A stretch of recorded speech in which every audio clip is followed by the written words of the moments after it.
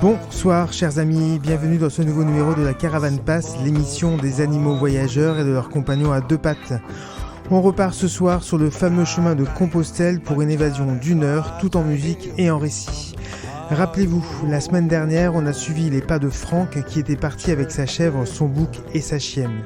Ce soir, on accueille une pèlerine belge, Virginia, qui vient de partager son itinéraire de 3 semaines sur le GR65 avec Tao, sa chienne, qui semble aimer l'aventure autant que la liberté.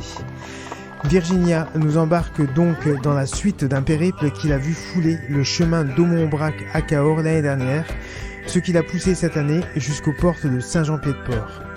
On va plonger ensemble dans sa quête d'authenticité, explorer ce qui l'a tiré vers cette route mythique.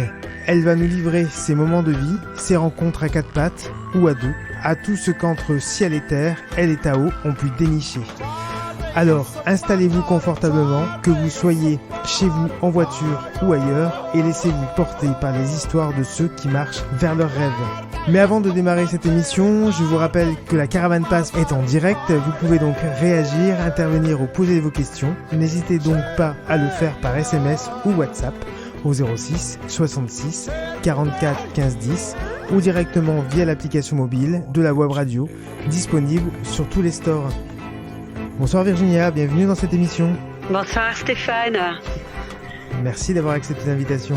Ah bah écoute, avec plaisir. Je pense que oui, si on a fait cette expérience avec Tao et qu'elle puisse enrichir, donner envie et prendre soin des animaux, en tout cas sur ce chemin et tous les autres chemins, c'est avec joie. Alors raconte-moi, depuis quand Tao est rentrée dans ta vie ? Ah bah écoute, il y a 4 ans et demi, elle est arrivée dans ma vie quand elle avait 2 mois. Donc j'ai eu cette chance de pouvoir l'accueillir vraiment toute petite.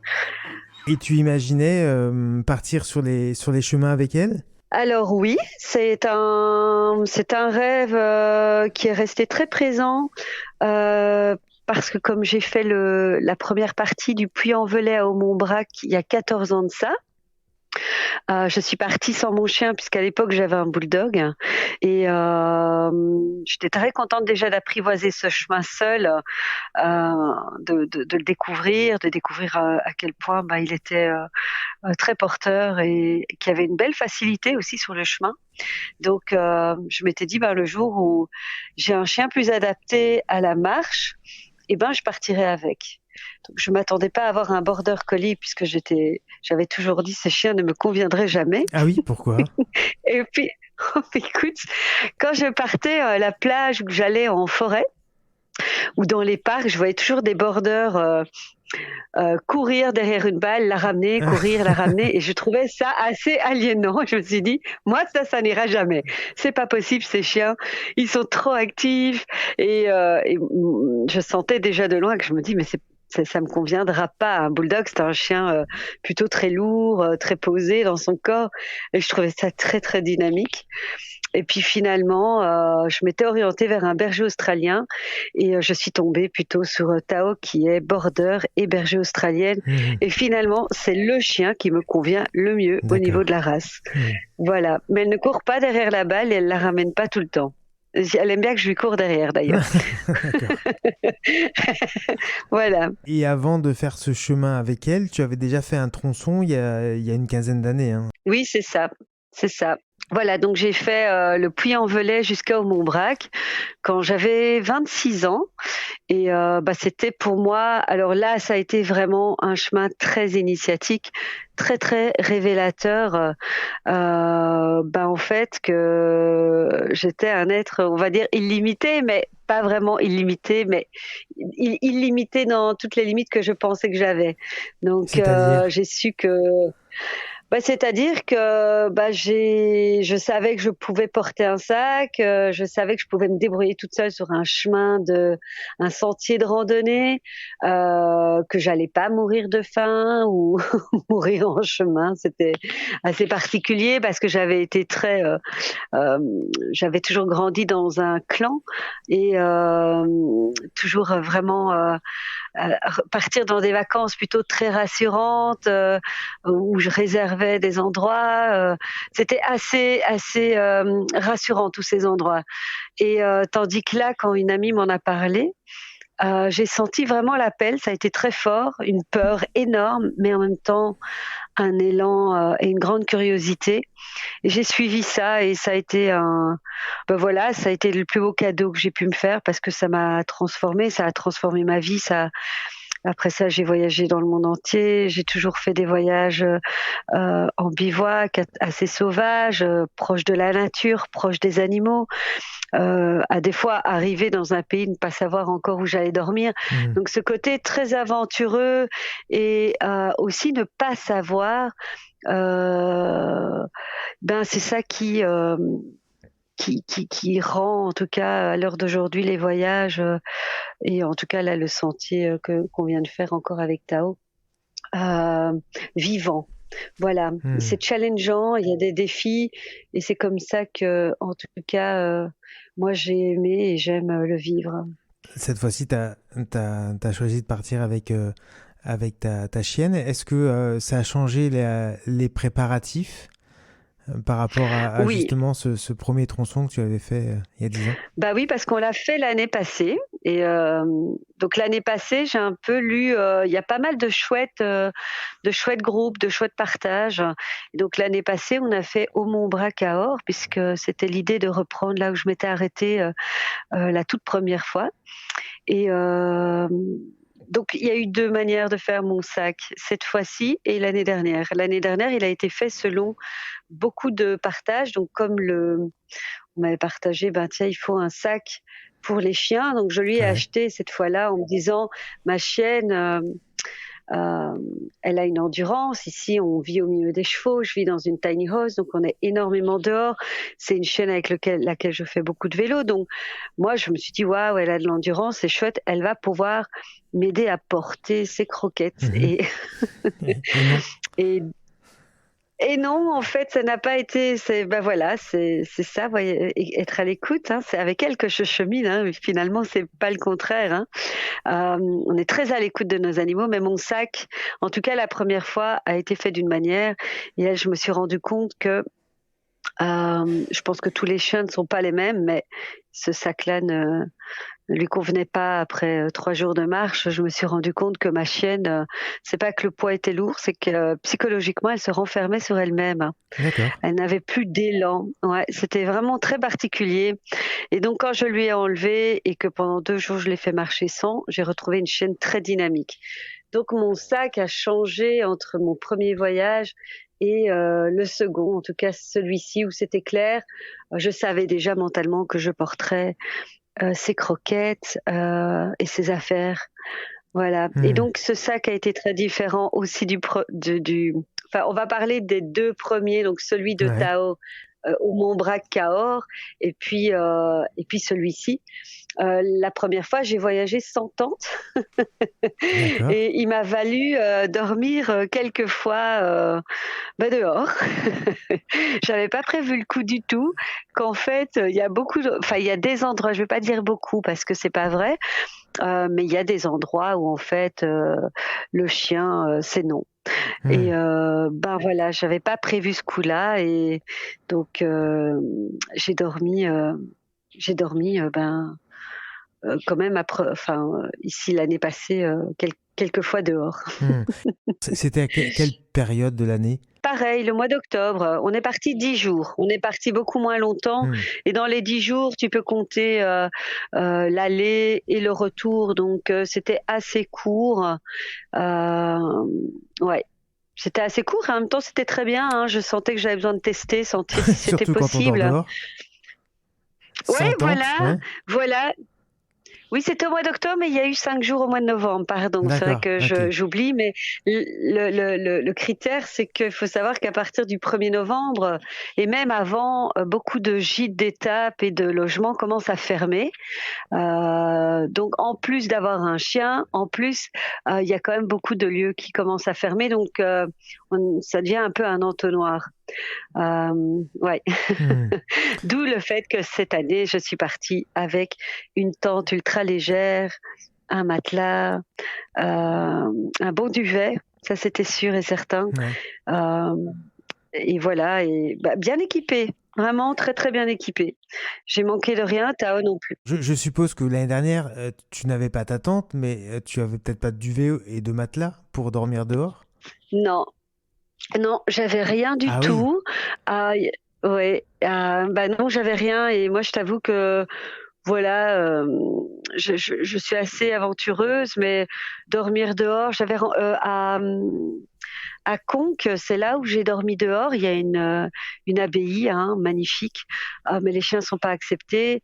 Et voilà, il m'avait proposé de laisser mon chien dans une grande cage, bien faite et tout dehors. Mais voilà, moi, c'était pas OK que je m'éloigne de ma chienne, hein. J'ai pas senti que voilà, j'ai pas senti d'ouverture. Pour moi, c'était important, Hmm. que je reste proche de ma chienne, et j'avais pas envie d'être dans cette grande abbaye super loin d'elle.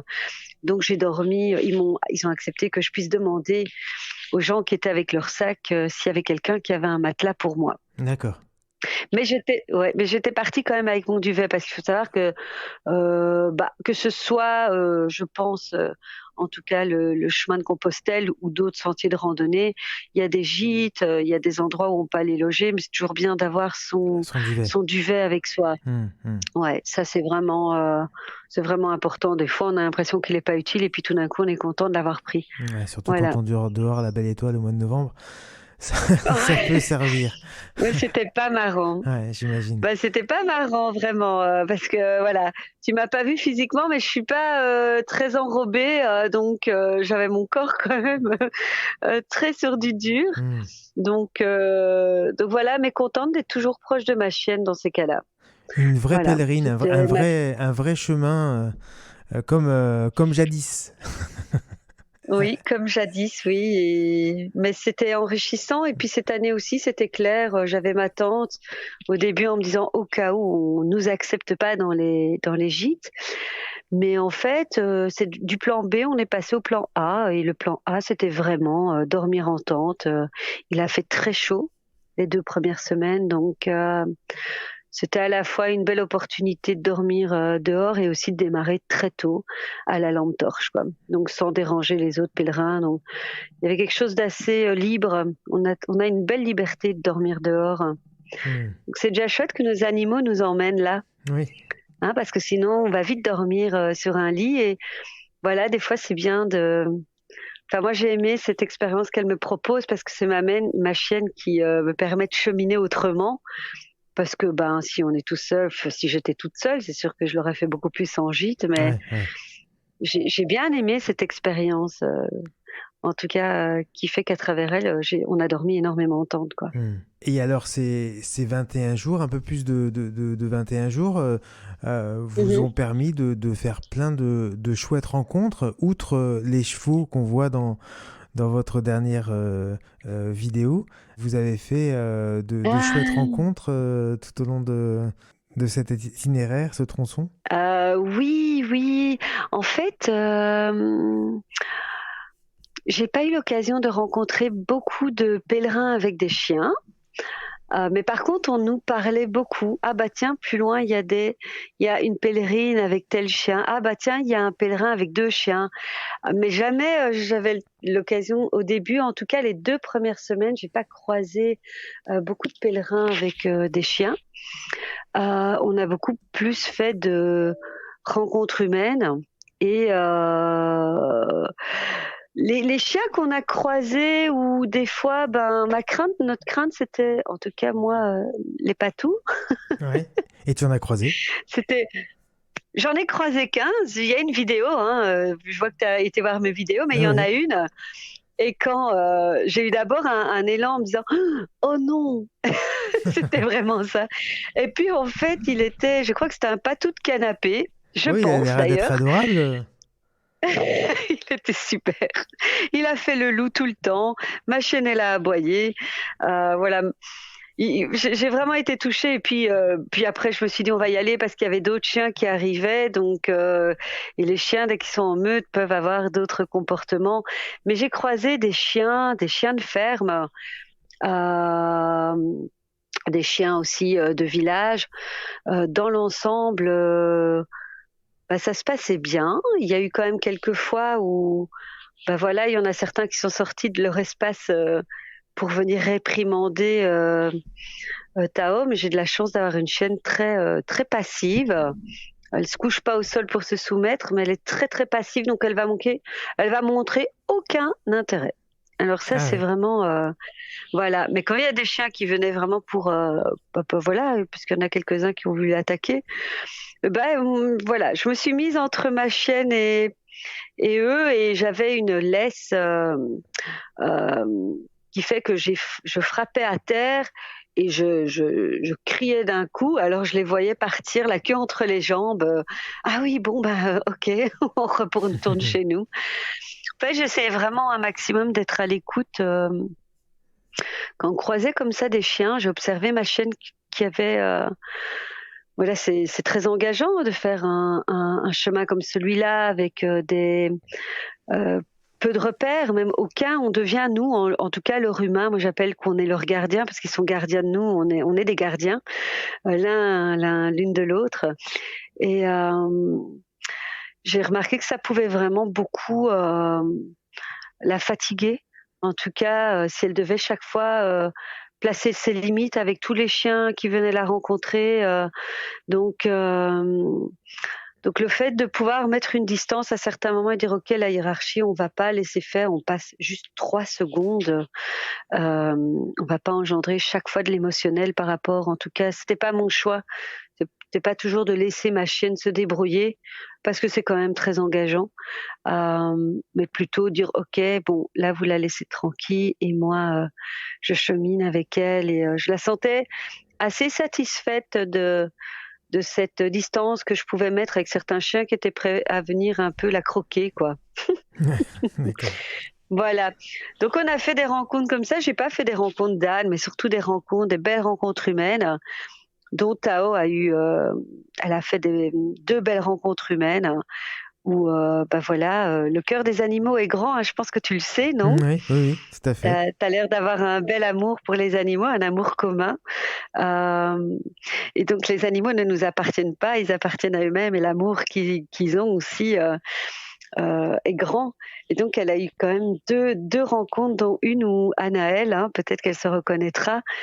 Il faut savoir qu'un jour on a fait 15 kilomètres, et aux 15 kilomètres, moi c'était clair, on s'arrête ici. J'avais déjà mon petit emplacement pour ma tente, tout était déjà fait, et on arrive dans un petit café-bar du quartier, et là on retrouve Anaëlle, une jeune fille, voilà, où elle a créé une belle affinité, une jeune fille avec une belle profondeur qui va jusqu'à Saint-Jacques-de-Compostelle d'ailleurs. Et donc Anaëlle faisait encore 7 kilomètres, mais moi j'avais prévu pas plus de 15 kilomètres avec mon chien. Et quand Anaëlle est partie, Tao n'a pas su, voilà, elle n'a pas voulu la laisser partir. Anaëlle est partie, et Tao sautait sur la vitre. Elle voulait absolument qu'on ouvre la porte et qu'on aille la rejoindre. Et là, j'étais dans un sacré dilemme, Ouais. de me dire ok, je fais quoi entre le fait de lui permettre de vraiment se reposer et son élan du cœur à vouloir vraiment cheminer avec elle à un moment. Et j'ai ouvert la porte et j'ai dit tant pis, on fera encore 7 kilomètres de plus. Mais là, c'est toi qui va me soutenir, hein, Tao. Et elle est partie en courant comme une dingue. Elle était belle, tout son amour. Et elle est partie, elle a fait la fête à Anaëlle, et on a cheminé encore 7 kilomètres. On était tous ensemble, et voilà. Tao a fait des belles rencontres humaines, en fait. Elle a pas eu envie d'être très copine avec les autres chiens. Ça, par contre, je ne sais pas. Elle est plus humaine que chien. Eh ben, pas dans le quotidien de notre vie à la maison. Ouais, d'accord.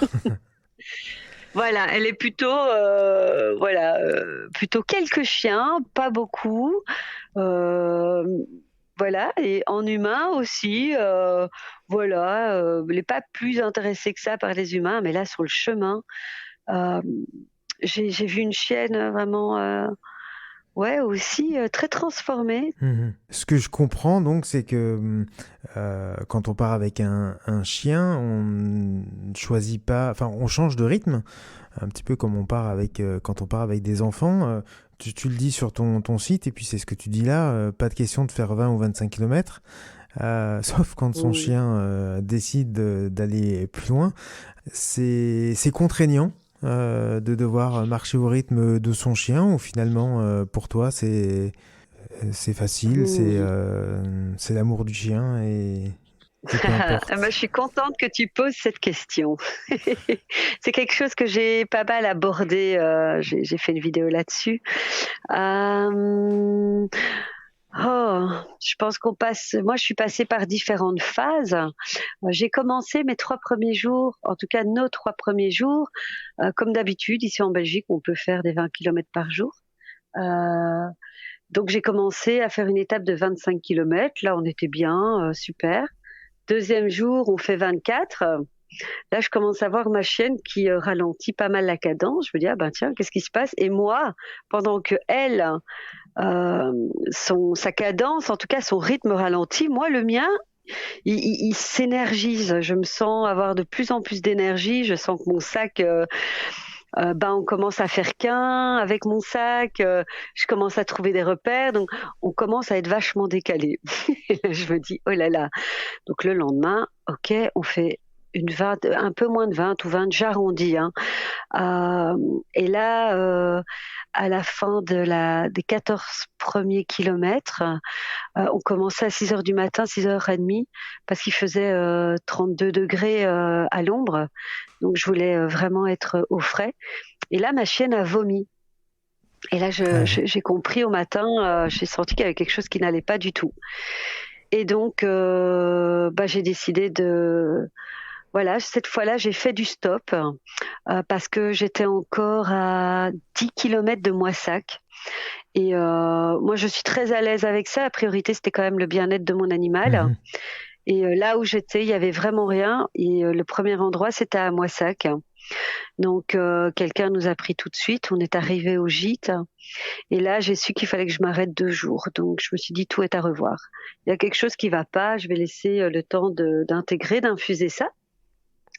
Et à ma chienne de De récupérer récupérer. parce que c'était voilà, surtout j'avais pas du tout envie, ça devait être un plaisir. Et c'est déjà un cadeau qu'elle vienne.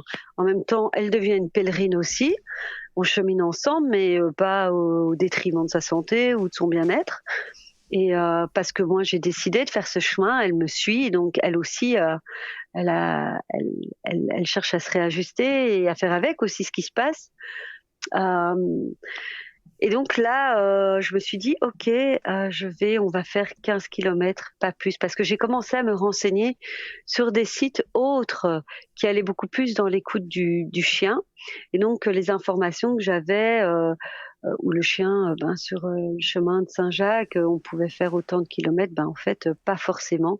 Il y avait beaucoup de facteurs. Donc, non, pour répondre à ta question, ça n'a pas été un souci pour moi de m'adapter à mon chien, juste d'accueillir en fait cette énergie qui venait. Et en même temps, j'aime beaucoup moi me laisser guider par les animaux. C'est vraiment là où eux se sentent bien en général, c'est là où moi je me sens bien. C'est un de mes grands mantras. Mhm. Donc, si son rythme est celui-là, c'est que ce rythme-là aussi va me permettre moi de vivre le chemin autrement et de pouvoir la vivre aussi sereinement et de vivre quelque chose de différent que les plans qu'on a si on chemine tout seul en tant qu'humain, quoi.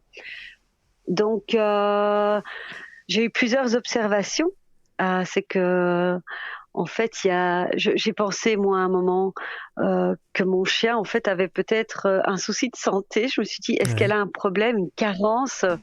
Parce que il y a certains groupes sur Facebook ou autres où j'entends je fais 25, 30 kilomètres, 35. Je me dis, oh là là, est-ce que ma chienne il se passe quelque chose? Est-ce qu'elle va pas bien? Est-ce qu'elle l'aime pas? Est-ce qu'elle a pas envie? Ça m'a questionnée. J'ai commencé à avoir ce type de questions-là. Et puis je me suis dit, OK, on va voir. Et donc, le lendemain, j'ai fait 15 kilomètres. J'ai vu que ma chienne pouvait un peu plus se reposer. Et donc, au fur et à mesure, j'ai adapté 3 jours de marche, 1 jour de pause, des fois 15, des fois 6. Des fois, ça nous est arrivé de refaire 20 parce qu'en fait, il y avait vraiment des étapes où c'était vraiment très, très difficile parce que je posais quand même toujours ma tente pratiquement tout le temps dans le jardin d'un gîte. C'était D'accord. important pour moi on soit quand même proche d'autres humains et d'autres pèlerins. On avait envie de partager aussi le fait de manger avec les autres. Ça, c'était la magie du voyage aussi. Donc c'était chouette et ça a permis aussi à ma chienne de lâcher prise parce que j'ai fait 2 bivouacs, vraiment, plutôt sauvages et en fait ma chienne ne baissait pas la garde.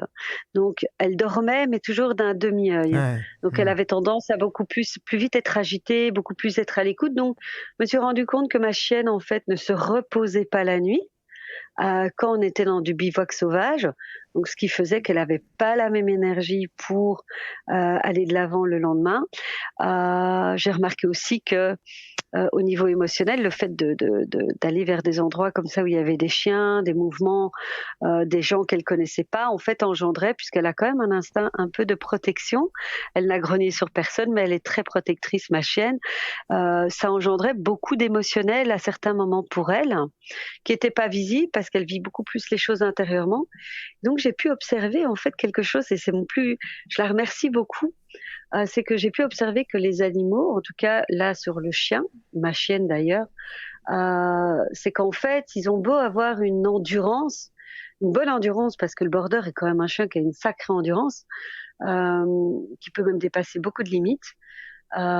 C'est qu'en fait, ils allaient générer et utiliser beaucoup de leur énergie, déjà mentalement quand ils sont hors de leur repère, le fait de devoir aller tout le temps vers des nouveaux endroits, le fait de devoir contacter constamment des nouvelles personnes, donc essayer tout le temps de trouver des nouveaux repères. Donc mentalement, elle a utilisé beaucoup de cette énergie et puis émotionnellement, comme je viens de le partager, donc il lui restait, je ne vais pas parler de pourcentage, mais c'est pas un 100% pour son endurance et allons-y au niveau physique, quoi. Donc c'était vraiment intéressant de déjà observer ça. Et donc moi, c'est un cadeau qu'elle m'a fait. Et quand j'ai pu poster ça sur différents groupes, ça a résonné pour certains, ça ne résonne pas pour deux. Et puis chaque chien est différent. Mais non, moi, ça m'a vraiment beaucoup plu de pouvoir m'adapter, marcher les matins, faire des pauses très longues, des fois dans des chapelles où on dormait, dans des chapelles 2-3 heures l'après-midi au frais, puis après on faisait 1 heure de nouveau le soir. Et donc c'était vraiment super, quoi. Il a fait chaud pendant cette période? Bah écoute, les 2 premières semaines, oui. Oui. Vraiment, c'était c'est une des raisons pour lesquelles je pars en octobre, pour pas aller pendant les périodes de grosse chaleur. Mais on a commencé avec du 30 degrés minimum à l'ombre. Donc oui, il a fait chaud, vraiment. La nuit, il faisait très chaud et donc ça a demandé de s'organiser vraiment sur à quel moment on se réveille et pour démarrer vite, plier la tente et démarrer, ouais, à la lampe torche. Et ça, c'était beau, quoi. C'était beau de marcher à la fraîcheur quand il faisait, quand tu sais, il y a cette transition entre la nuit et le lever du soleil et entre chien c'est et loup, c'est merveilleux ça? de vivre des moments. Oui, c'est ça, entre ouais. chien et loup. Et voilà, et c'est, je crois que c'est les moments qui m'ont émerveillée durant ce chemin. Donc les 2 premières semaines, il a fait très très chaud. Après, il y a eu une chute des températures où voilà, on a marché quand même 2 fois sous la pluie, 1 fois sous une tempête. Ah oui. Ça c'était ça c'était quelque chose. Ouais, mais aucun lieu pour poser la tente, donc il fallait qu'on avance. Ouais. C'était comme ça. Pas le choix. Mais voilà, oui, voilà, tempête plutôt 80 km/h, mais voilà, ça allait encore, ça allait encore. C'est des belles épreuves qu'on a traversées ensemble, quoi. Elle a aussi été là à les traverser, à les vivre. Ouais. C'est chouette. Donc après, il a fait plus frais. Donc Hmm. ça, c'était vraiment chouette. Je craignais un petit peu parce qu'on s'habitue au soleil, le ciel bleu, surtout quand on vient de Belgique. C'est vraiment ça, c'est le must du must. C'est le ciel bleu. C'était encore l'été là-bas en bas, donc. Mais je sentais l'appel de l'automne. Je me disais, ah, les couleurs de l'automne, la fraîcheur, les odeurs. Même pour Tao, quoi. Et les nuits un peu plus Parce fraîches que, quand tu dors dans la tente? bah oui, oui. Bah, les nuits elles étaient fraîches les 2 premiers jours. Où là, on a eu vraiment des nuits à 5 degrés. Et ça, c'était bon. Vraiment, c'était bon parce que c'est même reposant de pouvoir dormir quand il fait frais. Même pour Tao, elle en avait vraiment besoin. Mais après, bah voilà, après, il a quand même fait chaud. On allait à 14 degrés minimum la nuit, c'était encore chaud, Hmm. vraiment. Donc voilà, Hmm. voilà. Moi, je préfère, t'as aussi plus de fraîcheur, ouais. Hmm. Et alors justement, enfin justement, non, mais euh, je pensais au coussinet quand il fait très très chaud, notamment sur le goudron. Alors sur le chemin de Compostelle, c'est peut-être pas ce que tu rencontres beaucoup, le goudron, et encore que quand tu traverses les villages. Donc je suppose que tu faisais attention. Tu avais des chaussons. Comment ça se passait au niveau des coussinets sur la durée? Alors, moi, je n'ai pas eu besoin de chaussons pour Tao. Elle a des pieds elle n'a jamais rien eu, vraiment. Euh, donc, je peux pas te dire si j'avais continué à du 25-27 km par jour en moyenne, comment ces coussinets seraient devenus. Mais en tout cas, ma chienne a des coussinets tout beaux, Hmm. tout magnifiques. Quand il y avait du goudron, en effet, il y en a eu. Hein. On avait quand même des étapes où il y en avait. Donc, on avait l'occasion de pouvoir marcher un peu sur l'herbe, sur le côté. Mais voilà, on faisait des pauses. Voilà, quand il y avait vraiment des longues étapes sur du goudron, bah, je faisais beaucoup plus de pauses où bah voilà, je pouvais rafraîchir, elle pouvait laisser ses coussinets au repos. Je ne sais pas si c'est du fait qu'ici on a une vie vraiment très adaptée, où elle court tous les jours sur différents sols, qu'en fait elle a les coussinets vraiment magnifiques, quoi. Hmm. Hmm. Donc tous les soirs, je mettais quand même une petite crème de calendula, karité, tout ça, une petite mixture naturelle. Mais voilà, je j'ai pas l'impression qu'elle en avait vraiment besoin. C'était vraiment moi pour me rassurer, mais il Hmm. y en a qui en ont vraiment besoin. Je pense que fondamentalement, un chien n'est pas l'autre, parce Oui. qu'ici, bon voilà, j'ai un autre chien et bah voilà, des fois on fait 10 kilomètres et il a déjà les petits coussinets un peu, il a déjà eu des petites cloques et tout ça. C'est un tout sensible et pourtant ça reste quand même un chien de chasse avec du berger. Donc je pense que c'est fondamentalement euh, très propre à son animal et de savoir aussi respecter ses besoins de plus être en marche, de pas le pousser, quoi. Hmm. Hmm. C'est ma vision. Hmm. Mais voilà, ça, peut-être tu auras d'autres occasions de pouvoir échanger avec des personnes qui ont dû utiliser des Oui, petites chaque chaussures. chien est Bon, effectivement différent et l'usure n'est pas la même chez tous les chiens. Puis ça dépend aussi combien de kilomètres tu fais par jour, quel type de terrain il rencontre. Enfin voilà, tout mm, ça. mm. Et si le chien est habitué à marcher, comme tu le disais. On va faire une petite pause musicale. Tu as Oui, choisi Voyage de Lior Chouve. Je sais pas si je le prononce bien, sans doute. Liorchov. Chauve, voilà. C'est oui, c'est une Israélienne que j'aime beaucoup. C'est une femme qui me fait voyager par. Déjà le personnage. C'est une femme vraiment, on dirait c'est une éternelle émerveillée. Elle a l'air d'une enfant et ça se transmet fort dans sa musique puisqu'elle elle utilise des instruments du monde et ce morceau Voyage, je trouve qu'il représente bien le fait de prendre son sac à dos et d'évoluer au fur et à mesure de village en village, de toucher les gens, voilà, et de porter sa maison sans futur, sans passé. Elle en parle. Donc, je suis heureuse de partager cette belle artiste Eh bien, ce soir. écoute, on te remercie pour cette découverte et on se retrouve juste après. Merci.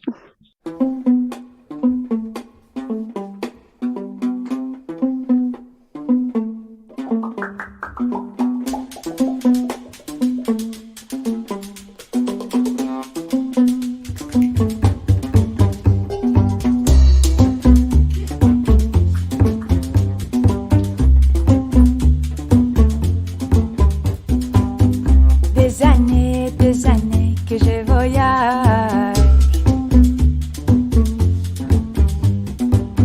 sac à dos, sac couchage et des bagages, plein de bagages. Je passe des villages, des rivières et des paysages. Et sur mon chemin, j'ai rencontré des visages, plein de visages. Viens, mon amour, mon ami, ma chérie, voyager, voyager, toi aussi. Viens, mon amour, mon ami, ma chérie, voyager, voyager, toi aussi.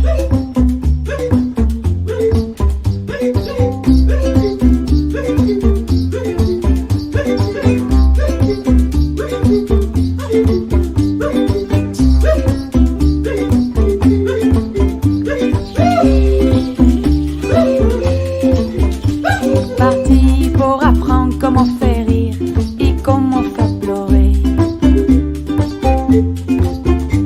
Parti pour apprendre comment toucher, comment toucher.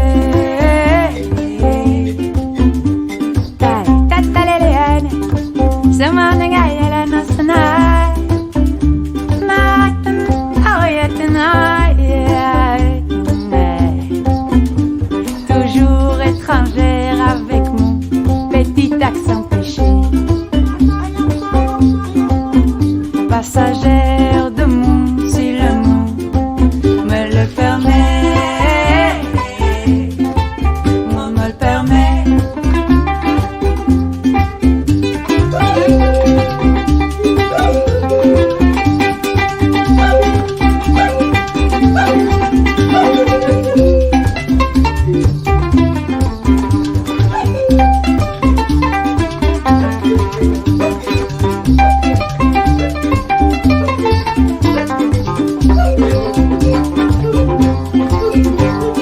Viens, mon amour, mon ami, ma chérie, voyager, voyager, toi aussi. Viens, mon amour, mon ami, ma chérie, voyager, voyager, toi aussi.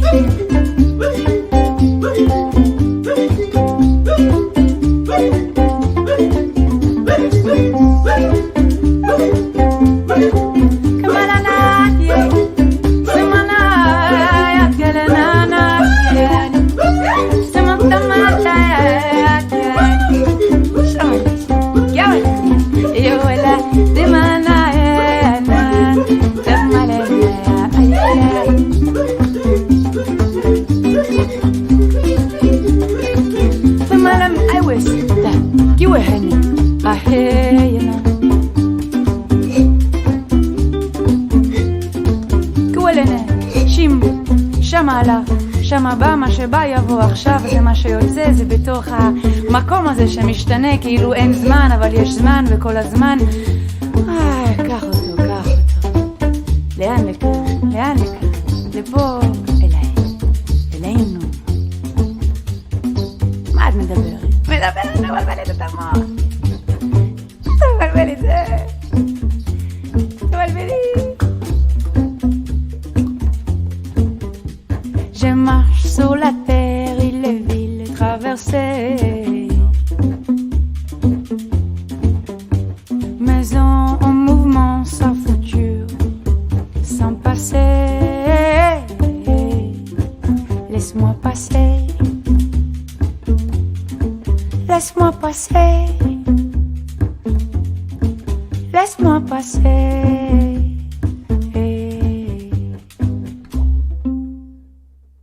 Vous êtes toujours dans la Caravane Passe, l'émission des animaux. C'est une belle manière de se dire. Il restait un petit morceau. Vous êtes toujours dans la Caravane Passe, l'émission des animaux voyageurs et de leurs compagnons à deux pattes sur Allô la planète. On est mercredi en direct avec Virginia qui nous raconte son itinéraire sur le GR65, le chemin de Compostelle avec Tao, sa chienne. Virginia, on a parlé beaucoup de Tao, peu de toi. Est-ce que tu peux nous expliquer, nous raconter ce que tu es allé chercher sur le chemin ? Bah écoute, cette année, en fait, j'avais vraiment besoin de revenir à l'essentiel, je me sentais très saturée, très encombrée de plein de choses. Et donc, il y a quelque chose qui, moi, me nourrit beaucoup sur le chemin, le fait de savoir que je reviens aux bases. Hein. Et les bases, c'est qu'est-ce que je mange et où je dors. Ouais. Et donc, c'est pour moi une forme d'essentiel auquel que je retrouve et qui permet en tout cas de me désencombrer. Donc c'était vraiment pour moi super important de pouvoir me désencombrer et retrouver cette réceptivité par rapport à la nature, par rapport à ce qui me traverse, et me laisser toucher aussi par la beauté en fait et par les moments difficiles. Donc c'est de pouvoir aussi faire que les épreuves ne soient pas des obstacles mais des enseignants. Et quand je sors de mon quotidien, même si j'ai une vie assez magnifique avec des métiers passion, y a rien à faire. Voilà, il y a une structure, il y a une dynamique, il y a des choses qui font que et le fait quand je retourne comme ça sur le chemin. Je me dis ouais, j'en étais là. Et ouais, et oui, je suis encore polluée de tout ça. Bon ok. Et donc ça me permet, oui, en effet, de me désencombrer. En tout cas cette année, je suis revenue du chemin avec cette joie exceptionnelle de vivre ça avec Tao, qu'elle m'offre sa confiance, qu'elle me suive et qu'elle soit si généreuse. Mais en revenant, j'ai ressenti, en tout cas par tout ce qu'on a vécu, une stabilité inébranlable. Je ne sais pas si c'est le fait d'avoir marché plus longtemps, mais en tout cas, j'ai touché à une belle stabilité. Cette stabilité, elle est en lien avec cette confiance en la vie, cette foi aussi que, en fait, quoi qu'il s'invite, si je fais avec et que je lutte pas avec, et en fait c'est ok, ça va aller sûrement pas par là où je voulais, mais que ça me mènera toujours quelque part de bien et de lâcher les grandes attentes, d'accueillir la simplicité et aussi une vraie joie profonde. Je me sens fondamentalement heureuse et joyeuse avec aussi tout ce qui me traverse. Donc je me sens très très très bien là. Donc oui, pour moi, retourner sur le chemin, c'est toujours des moments où déjà le fait de revenir, comme je t'ai dit, aux bases, hein, qu'est-ce que je mange et où je dors. Après, je sais que quand j'arrive à toucher ça, à revenir à cette simplicité-là, ces deux simples questions qui sont finalement la base du chemin. Hein, c'est bien de savoir où on dort. Et si on va manger, on aime bien savoir manger. Et le reste, on se rend compte que, en fait, tout le temps, tout ce qu'on y accorde n'est pas forcément nécessaire, en tout cas moi, et ça me permet de relâcher le corps, de relâcher l'esprit, de retrouver quelque chose de fluide et de très réceptif. Donc voilà, et aussi, c'est unique ce que je vis avec ma chienne, quoi. C'est vraiment... c'est un cadeau incroyable. Voilà. On me dit toujours, tu le partages pas avec ton amoureux. Eh ben non, c'est mon chemin. c'est moi toute seule là, avec mon chien. C'est le nôtre. Et il se partage pas. Et alors, tu as rajouté 20 jours par rapport à l'année dernière. Est-ce que ça t'a permis de lâcher prise davantage, de partir plus de 3 semaines par rapport à ce premier itinéraire où tu n'étais parti que, entre guillemets, 10 jours? C'est une bonne question. Moi, je l'ai vécu telle une vague. Donc, il y a des moments, j'étais dans un total lâcher-prise. Et puis, il y a des moments où, quand je sentais, que j'avais... les endroits où j'ai presque le moins bien dormi, c'est quand j'ai dormi dans des lits partagés avec d'autres personnes en dortoir. Ça nous est arrivé quand même quelques fois, hein, quand il drache et tout, c'est... Et là, je pouvais sentir que le lendemain matin, je partais avec une grosse fatigue. Donc là, avoir tendance à un peu plus contrôler les choses, donc à sentir que je voulais vraiment pas me laisser arriver au village et là seulement demander s'il y avait un logement. Donc voilà, il y avait des moments où j'avais vraiment besoin d'anticiper, de me dire ok, je sens que je suis attendue, je sens que je vais avoir peut-être selon le climat un endroit où je vais pouvoir faire sécher mes affaires. Donc le lâcher prise, oui. Mais en vague, voilà. Mais une réelle qualité de présence et de détachement, ça oui. Détacher des préoccupations. Je me sentais vraiment sur le chemin, je me sentais en symbiose avec Tao. Je me sentais de plus en plus ouverte aux humains parce que l'année passée, et je suis une grande solitaire, j'aimais vraiment marcher seule et être dans une forme de grand silence. Et là, étonnamment, je crois que c'est la même chose que Tao. J'ai senti vraiment l'appel à être en lien. Donc, à vouloir prendre soin de ça, de me retrouver avec d'autres pèlerins pour pouvoir partager les repas. Voilà, c'était vraiment ce petit cadeau, en fait, d'écouter aussi les autres pèlerins, leur partage. Donc, le lâcher-prise, oui. Je vais pas te dire que ça a été durant tout le chemin, quoi. Il y a des moments, non, vraiment. Voilà, j'ai dormi, on a dormi 2 fois en chapelle. Ça a été une épreuve. Ah oui? Pourquoi? Même si j'étais très courageuse. Oh, écoute, voilà, parce que c'est des lieux à Sauvelade. C'est la première chapelle où j'ai été dormir. C'était vraiment Oui, elle était chargée. Il s'est passé quelque chose d'incroyable. Il y a eu un petit miracle. C'est que voilà, j'ai dormi... Sauvelade, c'est une très très belle chapelle où ils diffusent un documentaire sur une rotonde. Donc j'avais l'impression quand même d'une certaine manière d'avoir un petit film là pendant 15 minutes qui passait sur un peu toute l'histoire du village, de cette chapelle. Et donc c'était chouette de se sentir en lien avec l'âme de ce lieu. Et donc on a dormi là. Et il m'a fallu quand même 1 heure avant d'arriver à m'endormir. Et cette nuit-là, j'ai fait des rêves. J'ai rêvé de mon frère. Et j'avais un petit désaccord avec mon frère depuis plus de 15 ans. Et avant de partir, ma grand-mère est décédée, elle avait 100 ans. Donc ça a recréé en fait tout un mouvement dans la famille. Et j'ai rêvé de mon frère. Et le lendemain, je me suis levée et me suis dit, il faut absolument que je rappelle... il faut que je rappelle mon frère et que je lui propose qu'on recommence à zéro, quoi, c'est bon. Et en fait, on a marché toute la journée, moi et Tao, et le soir, c'est lui qui m'a envoyé un message en disant, tiens, on passe à autre chose. Et je me dis, mais en fait, qu'est-ce qui s'est passé dans cette chapelle, quoi? Est-ce qu'on s'est rencontrés vraiment? Enfin voilà, il y a des choses, tu sais, ça ne s'explique pas. Et il y a comme ça plein de petites choses sur le chemin aussi. Et la deuxième chapelle aussi, c'était à la chapelle Sorayaz, en altitude, proche, vraiment très très proche des Pyrénées.